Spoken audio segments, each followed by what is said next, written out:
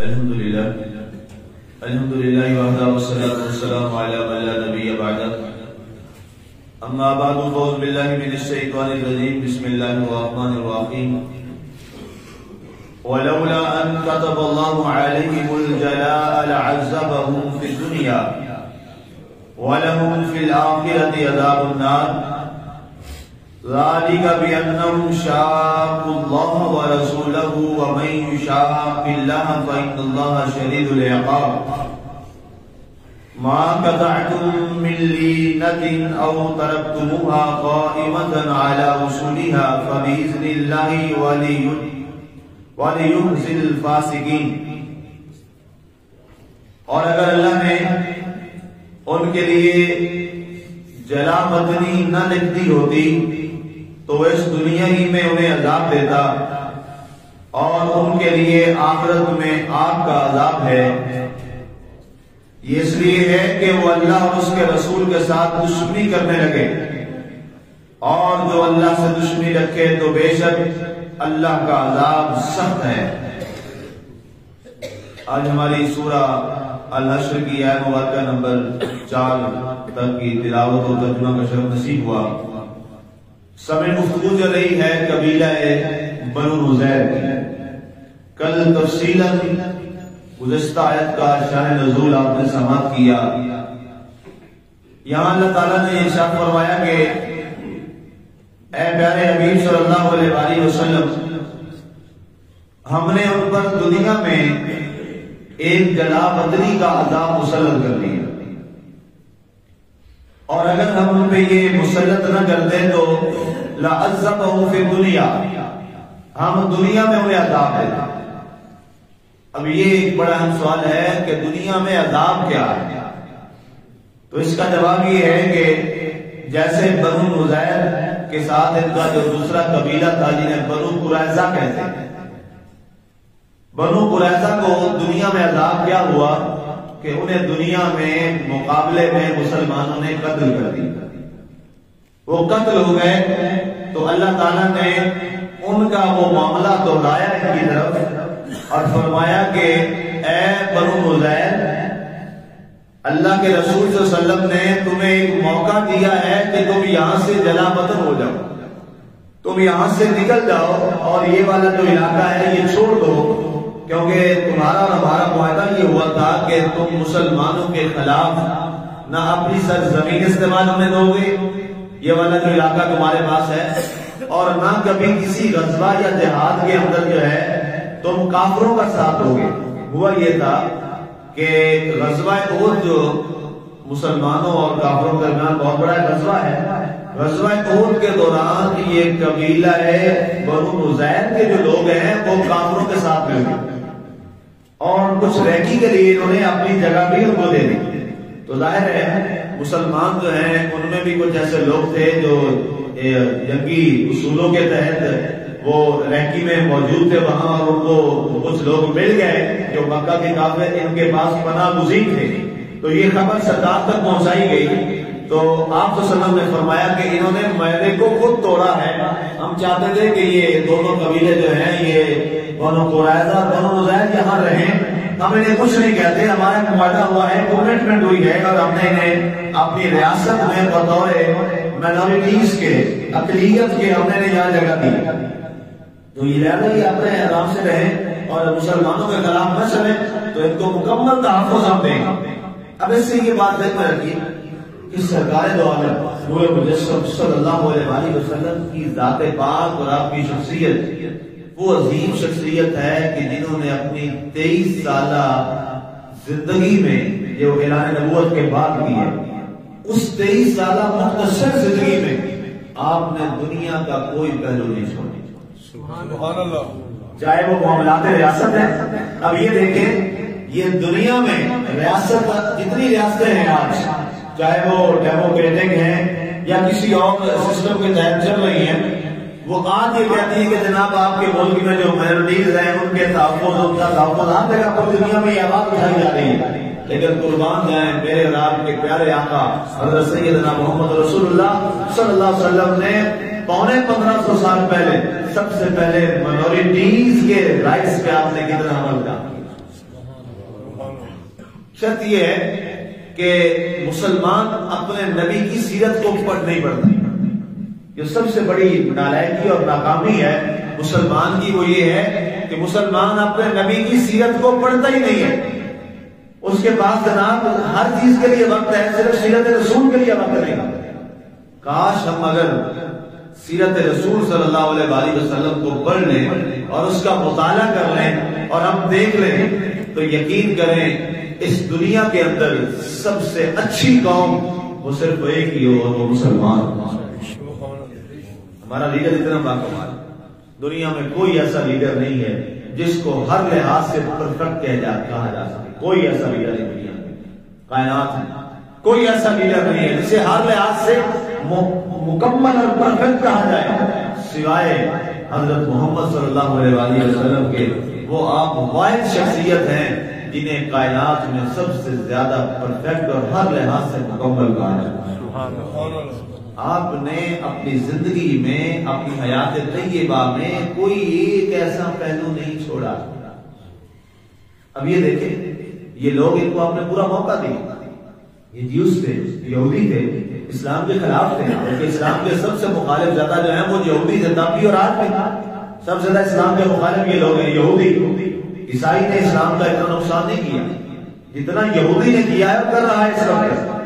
شروع سے یہ اسلام کا بدترین دشمن ہے اور انہیں حضور صلی اللہ علیہ وسلم کی نبوت پر سب سے پہلے اعتراض ہی میں کہ بنی اسرائیل سے نبوت اسماعیلیوں میں شریک ہوئی.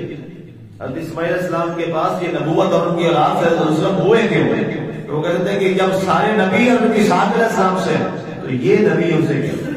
انہیں آج بھی اس بات کرتا اور آج بھی یہ یہودی لوگ جو ہیں جو ریاست ہے یہودیوں کی وہ آج بھی اس طرح پہ ہیں کہ یہ مدینہ منورہ کی ریاست ہماری ریاست ہے، ہم اس کو لیں گے ایک دن، اور اس میں وہ پوری کوشش کرتے ہیں اور کر رہے ہیں. لیکن ظاہر ہے اللہ کے رسول صلی اللہ علیہ وسلم کا فرمان ہے کہ یہ ریاست جو ہے حرم پاک اور مدینہ منورہ پاک یہ کبھی ان کے پاس نہیں جائے گی. چاہیے جتنا بھی کر رہے ہیں اور جتنی بھی یہ عرب جو ایمپررز ہیں بادشاہ کے ساتھ جتنے بھی تعلق جوڑ لیں، کوئی رب کا فیصلہ ہے یہ ان کے پاس کبھی بھی نہیں آئے گی. یہ پاک شہر ہے اور اللہ نے ان کو ہمیشہ کے لیے پاک فرما دیا اور یہ پاک رہیں گے. جب ان کی پاکیزگی میں جہاں کوئی معاملہ یہ لوگ کریں گے تو جو اس کی شہنشاہ ہے وہ خود تباہ ہو جائے گا. تو اب یہاں پہ اللہ تعالیٰ نے فرمایا پیارے حبیب بنو قریظہ کو ہم نے قتل کروا دیا. یہ ان کا دنیا میں عذاب ہے. آخرت میں تو ان کو عذاب آئے گا ہی آئے گا. دنیا میں عذاب یہ ہوا کہ انہیں قتل کر دیا گیا. لیکن بنو نذیر کے لوگ جو ہے انہوں نے جلامتی کو پسند کیا تو اس لیے اللہ تعالیٰ نے انہیں دنیا کے اس عذاب قتل والے سے بچا لیا. ظاہر ہے اگر مقابلے میں حضور صلی اللہ علیہ وسلم کے آتے صحابہ کے تو قتل کر دیے جاتے تو یہ دنیا میں عذاب ہوتا. وَلَهُمْ فِي الْآخِرَةِ عَذَابُ النَّارِ. بنو نذیر کے لیے آخرت میں جہنم کا عذاب، جہنم کا عذاب. آگے سے فرمایا ذَلِكَ بِأَنَّهُمْ شَاقُّوا اللَّهَ وَرَسُولَهُ. یہ جہنم کا عذاب ہوا کیوں؟ اس کی وجہ کیا ہے، ریزن کیا ہے؟ فرمایا اس لیے کہ انہوں نے اللہ کے رسول کے مخالفت کی ہے. شاقوا اللہ ورسولہ، اللہ کے رسول کے مخالف ہو گئے. سوال یہ ہے یہودی تو اللہ کا مخالف نہیں، یہاں اللہ فرما رہا ہے تو اللہ کے مخالف ہو گئے. تو اس کا جواب یہ ہے اللہ فرماتا ہے جو میرے محبوب کا مخالف ہے وہ میرا مخالف نہیں. یہودی اللہ کا تو مخالف نہیں تھا. مخالف کس کے تھے؟ رسول صلی اللہ علیہ وسلم کے، سرکار کے وہ مخالف تھے. لیکن اللہ نے فرمایا کہ میں یشاقق الرسول فقد یشاق اللہ، جو میرے رسول سے دشمنی کرتا ہے وہ مجھ اللہ سے دشمنی کرتا ہے. بالکل اس کے اوپر جو آیت ہے وہ کیا ہے؟ میں یطع الرسول فقد اطاع اللہ. اللہ فرماتا ہے جو میرے رسول کی اطاعت کرتا ہے وہ اللہ کی اطاعت کرتا ہے.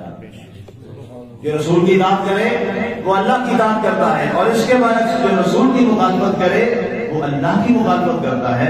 فرمایا انہوں نے اللہ اور اللہ کے رسول کی مخالفت کی تو فرمایا وَمَن يُشَاقِ اللَّهَ، جو اللہ کی مخالفت کرے. اب یہاں اللہ کے آگے یہ نہیں فرمایا جو رسول کی مخالفت کرے. کیوں؟ اللہ پہلے بتا چکا ہے کہ رسول کی مخالفت ہی تو اللہ کی مخالفت.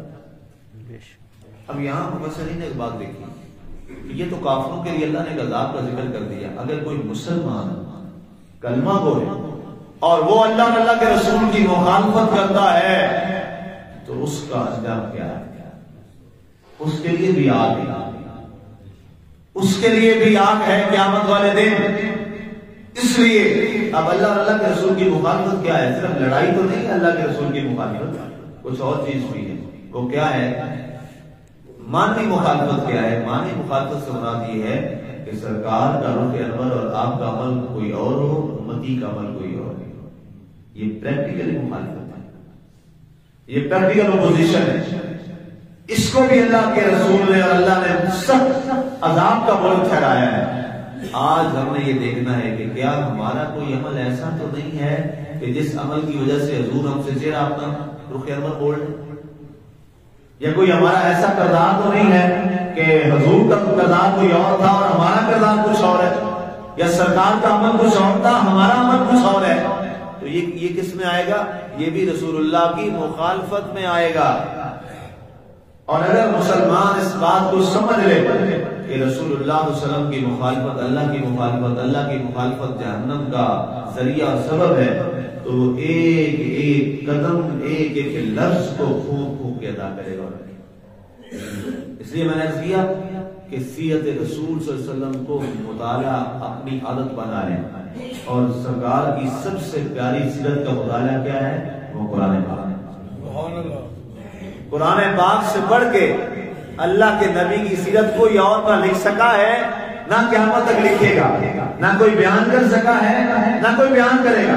اس لیے کہ سیرت نگاروں نے بہت اچھا لکھا، سیرت نگاروں نے کمال کر دیا، انہوں نے اپنی دیانتداری کمال سے پیارے نبی صلی اللہ علیہ وسلم کی سیرت کو لکھا، ہر پہلو کو لکھا، لیکن ظاہر ہے وہ انسان ہے، انہوں نے اپنے حساب سے لکھا، اور جو ان کی محبت اور ان کا پیار اور ان کا لیول تھا، ہر ایک نے اپنے اپنے انداز میں لکھا۔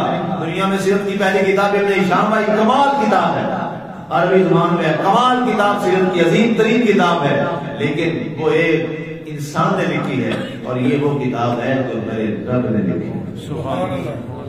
رب اپنے حبیب کو جتنا جانتا ہے کائنات میں کوئی نہیں جانتا، حتیٰ کہ یار غار سیدنا صدیق اکبر رضی اللہ تعالی عنہ جنہوں نے شب و روز اپنے وسلم کے ساتھ گزارے، ایک دن سرکار نے سے فرمایا، ابو بکر یہ کبھی مت گمان کرنا کہ تو نے میری حقیقت کو سمجھ لیا ہے، لا یعرفنی حقیقتی غیر ربی، میرے رب کے سوا میری حقیقت کوئی نہیں جان سکتا۔ حقیقت محمدی صلی اللہ علیہ وآلہ وسلم کو صرف اللہ جانتا ہے۔ اللہ کو پتا ہے کہ محبوب کیا مقام رکھتے ہیں، کیا شان رکھتے ہیں۔ ہم میں سے ہر ایک جتنا جتنا مقام سمجھ رہا ہے، جتنا جتنا وہ زیادہ اسٹڈی کرتا جا رہا ہے، قرآن کو سیکھتا جا رہا ہے، قرآن کو پڑھتا چلا جا رہا ہے، تو جتنا جتنا قرآن کے اندر وہ مستحق ہوتا چلا جائے گا، قرآن میں ہوتا چلا جائے گا، وہ سیرت رسول کے جو ابواب ہیں اس پر آشکار ہوتے چلے جائیں گے۔ لیکن یاد رکھیے جو حقیقت محمدی ہے صلی اللہ علیہ وسلم، اس کو اللہ کے سوا کائنات میں کوئی نہیں۔ تو اس لیے ہم نے یہ عہد وفا کرنا ہے کہ ہم نے قرآن کو سیکھنا۔ یہ درس قرآن وہی سیرت رسول کا سنہری باب ہے جس کو ہم ہر روز سیکھتے ہیں، اور یہ کتنا کنفرم چیپٹر ہے، اس میں کوئی یہ بھی نہیں کہہ سکتا کہ یہ روایت ضعیف ہے، یہ روایت کمزور ہے، یا اس کا راوی کمزور ہے۔ یہ وہ روایت ہے آیت کی صورت میں جس کا راوی جبریل ہے، روایت کرنے والے مصطفیٰ ہیں، اور عطا کرنے والا اللہ۔ سب سے کبھی اور اعلیٰ اللہ کی ذات، اس کے بعد سب سے کبھی اور اعلیٰ مصطفیٰ کریم صلی اللہ علیہ وسلم کی ذات پاک، اور اس کے بعد سب سے اعلیٰ اور عظیم کبھی ذات لانے والے راوی حضرت سیدنا جبریل علیہ السلام۔ یہاں کسی جگہ کوئی روایت کا ذوف نہیں ہے، اور اسی لیے اس کلام کو کہا جاتا ہے قطعی کلام، قطعی کلام جس میں ذرہ برابر بھی شک کی گنجائش نہیں ہے۔ اللہ نے اس پڑھنے والے، اس قرآن کے قاری کے لیے، قاری کہتے ہیں ہر پڑھنے والے کو، عربی میں جو لفظ استعمال اکثر بولتا ہوں قاری، قاری کا معنی ہوتا ہے کوئی بھی جو ریڈر ہوتا ہے، عربی جو انگلش میں ریڈر ہوتا ہے اس کو عربی میں قاری کہتے ہیں۔ ہمارے یہاں لفظ مخصوص ہو گیا جو امام پہ، ایسا نہیں ہے، قاری یہ مخصوص لفظ نہیں ہے۔ تو جو بھی قرآن کا قاری ہے، جب وہ پہلا لفظ پڑھتا ہے نا جی الف لام میم ذالک الکتاب لا ریب فیہ، سبحان اللہ، یہ والا جو لفظ ہے نا جی لا ریب فیہ، یہ پورے مابعد کے قرآن کی قطعیت کو بتاتا ہے کہ جس کتاب کو آپ پڑھنے جا رہے ہیں نا، جس کتاب کی اسٹڈی کو اور جس کے مطالعہ کا آپ نے آغاز کیا ہے اور جس کی تلاوت کا آغاز کیا ہے، مبارک ہو، یہ وہ کتاب ہے جس میں کوئی شک ہے ہی نہیں۔ لا ریب کتاب، لا ریب کتاب، الحمدللہ اسی لا ریب کتاب کا ہم لا ریب سفر کر رہے ہیں۔ اللہ اس میں ہمیں کامیابی نصیب فرمائے، جو میں نے کیا اس پہ عمل کی توفیق عطا فرمائے، آمین۔ وما علینا الا البلاغ۔